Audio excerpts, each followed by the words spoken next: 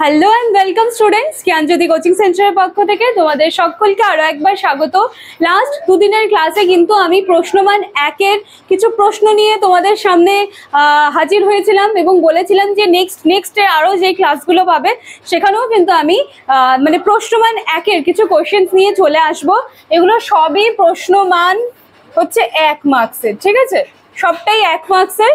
তো সেই কথা মতো আমি আবার কয়েকটা কোশ্চেন নিয়ে তোমাদের সামনে চলে এসেছি এবং তার আগে আমি একটু বলে নিতে চাই যে তোমরা যারা ক্যামেরার ওপাশ থেকে দেখছো প্রত্যেক দিন কিন্তু আমাদের সাথে ইউটিউব ভিডিওসগুলোর মাধ্যমে জুড়ে আছো, কিন্তু তোমাদের জানা নেই যে জ্ঞানজ্যোতি কোচিং সেন্টারের সাথে যুক্ত হতে গেলে তোমাদেরকে কি করতে হবে।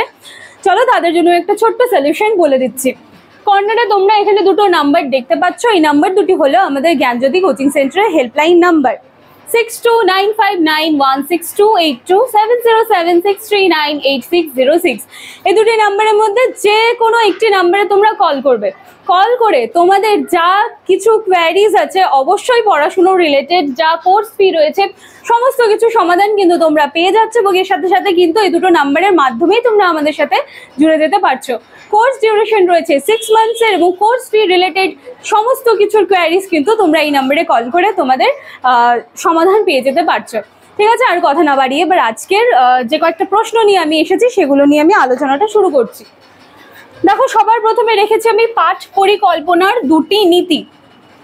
পাঠ পরিকল্পনার দুটি নীতি, তাহলে প্রথম নীতি তোমরা বলতে পারো যে যেই বিষয়ে একজন শিক্ষক বা একজন টিচার পড়াচ্ছেন সেই বিষয়ে কিন্তু সেই শিক্ষক বা টিচারের অবশ্যই গভীর জ্ঞান থাকতে হবে। সেই টিচারকে বা শিক্ষককে কিন্তু সেই বিষয়ে অবশ্যই দক্ষ হতে হবে। এই যে 1 নম্বর নীতি।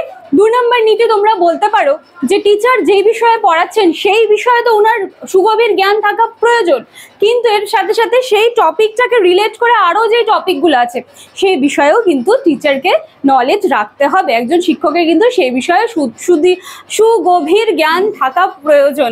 ঠিক আছে, এরপরে 14 নম্বরে আছে পাঠ পরিকল্পনার জন্ম কোথায়। আশা করি তোমরা ক্লিয়ার দেখতে পাচ্ছ জিনিসগুলো, আমি তাও মুখে বলে দিচ্ছি। হ্যাঁ, পাঠ পরিকল্পনার জন্ম হয়েছে গেসাল্ট মনস্তত্ত্ব থেকে। আমি কিন্তু লাস্ট দুটো ভিডিও যেগুলো প্রশ্নমান একের করেছিলাম সেখানে কিন্তু বারবার করে বলেছি যে তোমরা কখনোই কিন্তু পরীক্ষার খাতায় এইটুকুটা লিখে আসবে না। আমি জাস্ট এইখানে যতটুকু আমার জায়গায় ধরে আমি কিন্তু ততটুকু জাস্ট টার্মগুলো তুলে দিই। তোমরা কিন্তু পরীক্ষায় পূর্ণ বাক্যে লিখে আসবে, এইটুকু কিন্তু লিখবে না। তাহলে পাঠ পরিকল্পনার জন্ম হচ্ছে গেসাল্ট মনস্তত্ত্ব থেকে। তারপরে আছে পাঠকে কটা শ্রেণীতে ভাগ করা যায়। দেখো, আমি লিখেছি একটা হলো জ্ঞানমূলক পাঠ, দক্ষতামূলক পাঠ এবং রসবোধমূলক পাঠ। তাহলে পাঠকে আমরা কটা ভাগে ভাগ করতে পারছি বা কয়টা শ্রেণীতে ভাগ করতে পারছি? 3টে শ্রেণীতে ভাগ করতে পারছি। একটা জ্ঞানমূলক পাঠ, একটা দক্ষতামূলক পাঠ এবং আরেকটি রসবোধমূলক পাঠ।